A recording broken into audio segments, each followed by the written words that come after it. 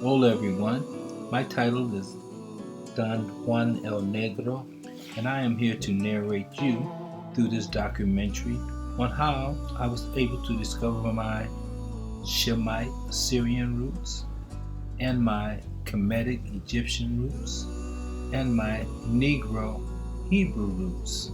And hopefully, this can be a tool for you to discover your roots too, if you happen to be a Negro. So it's all started for me with the discovery of Esarhaddon, the ancient biblical king of Assyria. When I first seen, this stone relief, I was like, whoa, you mean to tell me that Assyrians were Negroes? Nobody never told me the Shemites and Assyrians were Negroes. As you can see here, Esarhaddon, he's portrayed as a giant. So as you can see in this relief here, you have giant people and you have regular sized people. So as you can see, many times kings are portrayed as giants, while their subjects are portrayed as regular sized people. So is this a case where the kings are from a pre-flood race of giants and the subjects are from the descendants of Noah? Let's read about the giants from the King James Bible. Genesis chapter 6, verse 1. And it came to pass when man began to multiply on the face of the earth, and daughters were born unto them, that the sons of God saw the daughters of men that they were fair, and they took them wives of all which they chose. And Yahweh said, My spirit shall not always strive with man, for that he also is flesh, yet his days shall be 120 years. There were giants in the earth in those days, and also after that, when the sons of God came into the daughters of men, and they bare children to them. The same became mighty men which were of old, men of renown. There were two groups of Assyrians. You had Assyrians that were from before the flood. Adam wasn't their daddy, and neither was Noah their daddy. As a matter of fact, Assyria was the greatest nation in the Garden of Eden. So it was already a nation for hundreds of thousands of years before the Garden of Eden. So let's read about Assyria being in the Garden of Eden here, Genesis 2, verse 13. And the name of the second river is Gihon. The same is it that compasseth the whole land of Ethiopia. So the land of Ethiopia, the kingdom of Ethiopia was in the Garden of Eden. And the name of the third river is Hiddekel. That is it which goeth towards the east of Assyria. And the fourth river is Euphrates. And Yahweh Elohim took the man and put him in the Garden of Eden to dress it and to keep it. So he put Adam in the garden to be the commander. It's already nations there. So these nations is older than Adam. These nations have been around for hundreds of thousands of years. Assyria is the oldest nation in the history of mankind. On the Sumerians' king list, they have the history of kings that rule. One king will rule for like 43,000 years, other kings for 28,000 years. These were way before Adam and Eve. So when Adam fell in the garden and only lived for 900 and some odd years, that was a lot less than these 28,000 and 30,000 years that they were living before Adam. See the fifth king on this list, Divine Dumuzi. That's Tammuz. You got the month of Tammuz in the Hebrew calendar to this day. Okay, and it's gonna say it's a Babylonian god. It's this guy who lived like hundreds of thousands of years before Adam. And then the letter T is dedicated to Tammuz. He was the first one that died on a cross that they still practice to this day. He lived hundreds of thousands of years before Adam. Men of renown. You know what I mean? Like the Bible said. So the ancient Assyrian was the original eagle, which later became the Babylon eagle, which later became the Roman eagle, which later became the American eagle, which meant Yahweh's police on earth. So in this Assyrian relief, you see Hebrews going into captivity to Assyrians. So you see the big Assyrian, eagle man in the back with his back of the Hebrews, leading them into captivity. He has his weapon in his hand, and he's controlling the Hebrews with the other hand. So the great seals of America are biblical seals. And this eagle here, it represents the Babylon and the Assyrian eagle, which represents captivity to the Hebrews, just like in the Assyrian relief. And so, therefore, in the right claw, it has the weapons, the arrows that it uses to keep the tribes in captivity, to come upon them, seize them. And then the left claw, the broken branch that represents the tribes of Israel, how they're in captivity. And over the head of the eagle, the big police eagle, it has a so-called Hebrew star overhead. So this is the same thing that you see in the Assyrian relief that I just showed you. That's the Babylonian eagle from the scriptures when Moses prophesied it to the Israelites. So it's Deuteronomy 28, and we're going to start at verse 48, right there.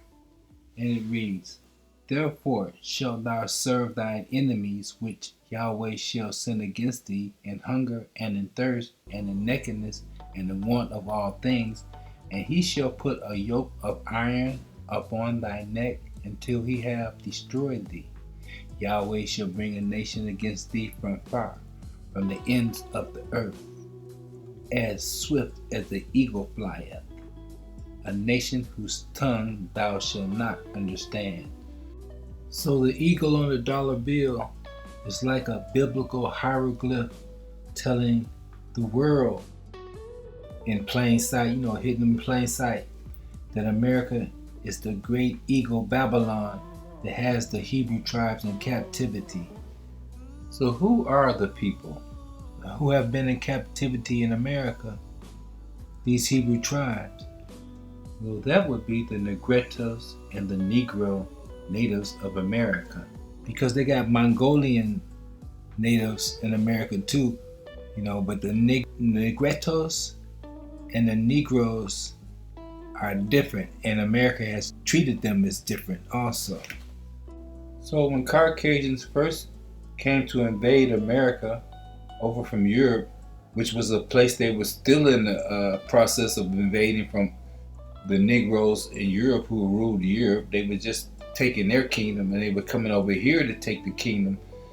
They encountered Negro natives all the way from the north, New York, New Hampshire, Maine, all the way down to Florida. All Negro natives of what they encountered.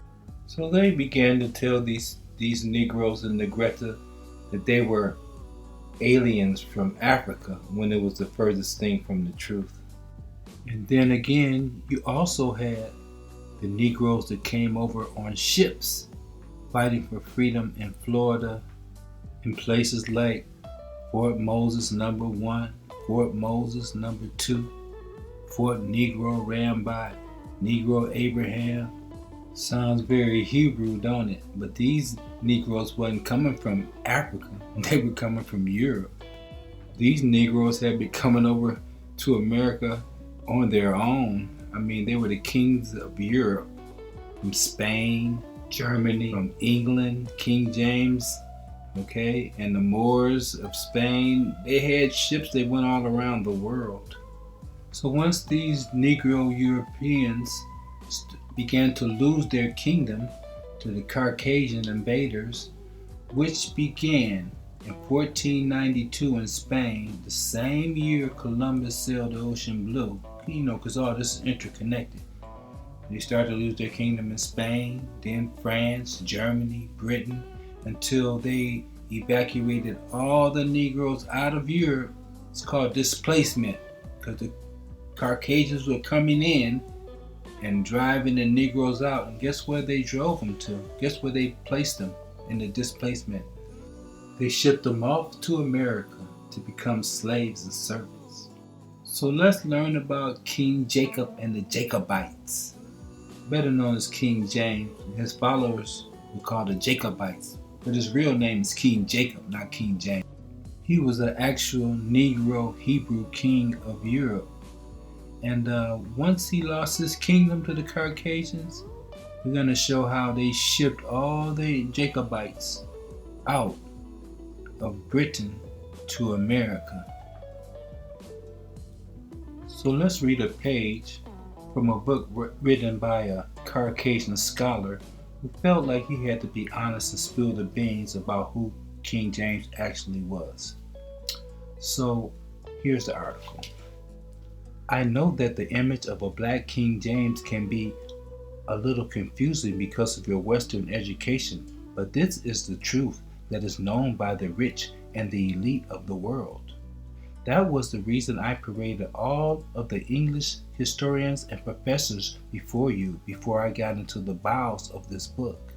I had to get your mind ready to receive the truth.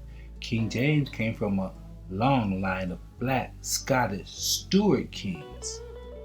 343 years of rulership in Scotland.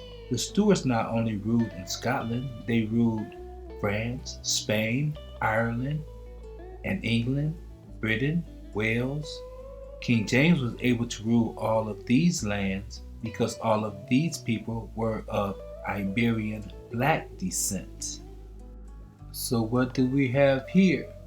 We have a book of the Jacobites gleaning, state manuscripts, short sketches of Jacobites, the transportation in 1745.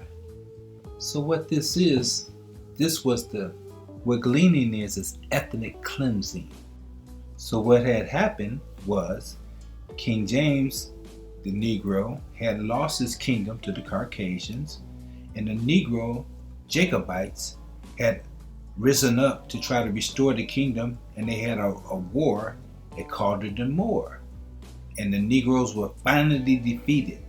And so the Caucasians said, this was the second uprising, so Jacobite uprising. So they said, ship all of the Negroes out, and they shipped them out to the Americas, and this is the record of it. So let's read about the gleaning of the Jacobites, okay?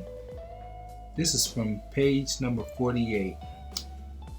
This is an exact list and description of 150 prisoners shipped at Liverpool on board the veteran John Ricky Master for the Leeward Islands.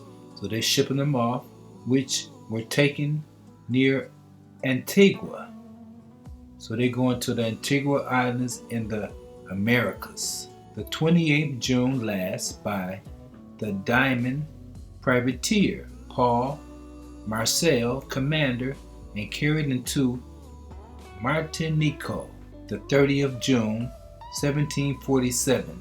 So these were Jacobites who had fought against the government, the black people who had fought against the white government, and now they're shipping them out. So it has their description. Let's go to the first one. John Adams, he's 18 years old, he's a laborer from Sterling, he's 5'1", he's brown, smooth faced, that's Negro number 1. William Bell, 46 years old, he's a weaver from Berwick, 5'4", he's black, curly head, strong made, Negro number 2. Third guy, Dougal Campbell, 18 years old, servant, He's 5'4". He's brown. Negro number 3. The next guy, Alex, he's black. That's Negro number 4, 5. So all 4 of these are Negroes so far. Dougal Campbell, 18, servant from Argyle, 5'5". He's brown. It's Negro. All these guys are Negroes. Look down the list. So the Jacobites were Negro Highlander Hebrews, and they were being shipped out to the Americas.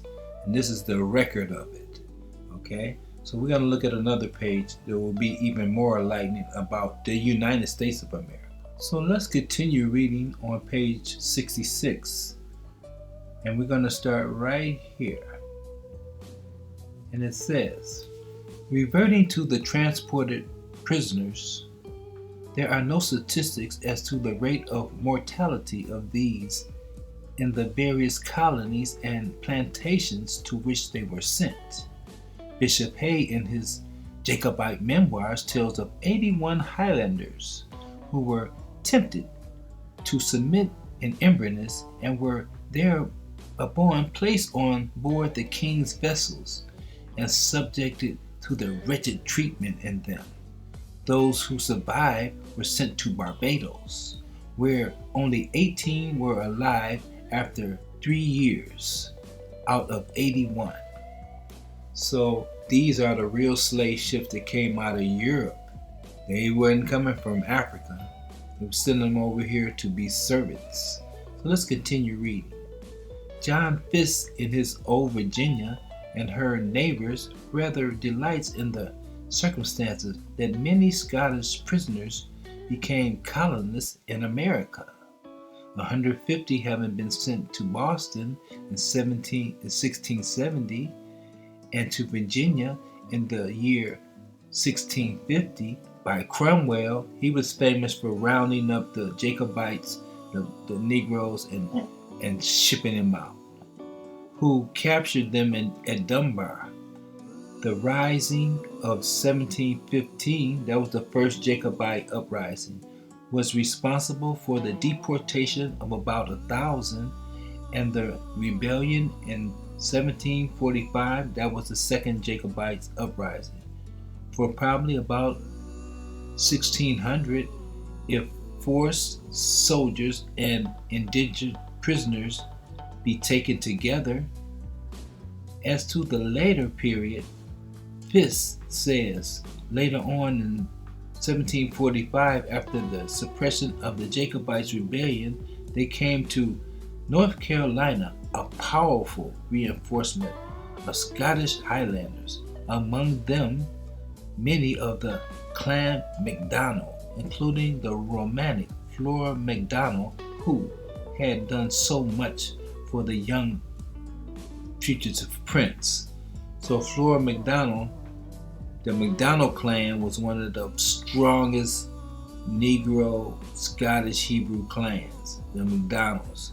And Flora MacDonald, they were trying to help the young prince who had fled for his life, because the white people were trying to kill him. He was trying to restore his kingdom, and she had helped, come to his aid. And this is a record on the powerful and these were the most powerful ones. These were the ones who were fighting, rebelling, and they were shipping them out, getting rid of them, and sending them to America because it was displacement. They had to displace these people so they could move in. But they grudgingly sent them to America because it was already too many blacks over here. Okay? So that is very enlightening. So in 1751, Benjamin Franklin, he wrote a letter called Observations Concerning the Increase of Mankind, in which he was requesting that they would stop sending so many Negroes from Europe to America because it was already too many black people in America already. So we're going to take a look at that letter. So we need to look up the word swarthy because he uses that in his letter. So here it is, swarthy at the bottom here, and it says swarthy, dark of complexion, black, dusky, tawny. So tawny and swarthy, they mean black, dark of complexion. So these are the final two paragraphs in this letter. So this sums it all up for Benjamin Franklin. So let's start. And since detachments of English from Britain sent to America will have their places at home so soon supplied and increase so largely here, why should the Palatine Boers be suffered to swarm into our settlements and by herding together establish their language and manners to the exclusion of ours? So these Palatine Boers, they would be Negroes, Germans from the Holy Roman Empire who had lost this kingdom too. So they was shipping them out to America from Germany also. So let's continue. Why should Pennsylvania, founded by the English, become a colony of aliens who will shortly be so numerous as to Germanize us instead of our Anglifying them, and will never adopt our language or customs any more than they can acquire our complexion? So these Palatine Boers were a different complexion than Ben Franklin. They were Negro swarthy complexion. Which leads me to add one remark, that the number of purely white people in the world is proportionately very small. All of Africa is black or tawny. Asia chiefly tawny. America, exclusive of the newcomers, which would be the Caucasians, wholly so. He's saying America is wholly so tawny. Okay? And in Europe, the Spaniards, Italians, French, Russians, and Swedes are generally of what we call a swarthy complexion. So is Negroes predominantly in all those nations in 1750, okay? In all those nations in Europe. And they're shipping them out. As are the Germans also. The Saxons only excepted, who with the English make the principal body of white people on the face of the earth. I could wish their numbers were increased, and while we are, as I may call it, scouring our planet by clearing America of woods, and so making this side of our globe reflect a brighter light to the eyes of the inhabitants of Mars or Venus, why should we, in the sight of a superior beings, darken this people? Why increase the sons of Africa by planting them in America? So he said, why take all these, he called them Africans in Europe, and plant them in America? Okay, he's talking about all these Negroes in Europe, why plant them in America? Where we have so fair opportunity by excluding all blacks and tawnies. So he says they want to exclude all the blacks and tawnies that's already in America, of increasing the lovely white and red. So he said he want to increase his people, the white and red. But perhaps I am partial to the complexion of my country, for such kind of partiality is natural to mankind. So he says he wants to exclude the blacks and the tawnies that are in America, and he doesn't really want to send all the blacks from Europe to America. But they had no choice because they had to remove them from the land so they wouldn't remember that they had, was from that land. So they sent them to America. So now they're loading up America with more blacks. They have loads of blacks there, and now he's begrudgingly said they had to send the rest of the blacks from all those countries, Germany, Russia, Swedes, Spaniards, Italy. They were getting rid of all the blacks out of Europe. So that is very enlightening. So we're going to end this part 2 by answering this question. This question says, who were the Black Irish? So we're going to answer and say, who are the Black Irish? The Black Irish are the Negroes that they shipped from Ireland to America. So the Black Irish are in America. They're Negroes in America. Okay? The descendants of King James and the Jacobites, who are Hebrews, who were fighting for they were persecuted, and they fled persecution and were shipped off to America as servants. Okay? And I'm going to show the whole list of the 150 prisoners that were, because they have the names. If you see your family's name on there, it's an indication that your family brought that name over from Ireland. You thought it was a Caucasian name? No, it's the Black Irish name. So we will continue on part 3. Okay, so shalom and peace to all. So do a brother a favor and push the like button and subscribe. So adios, my Negroes.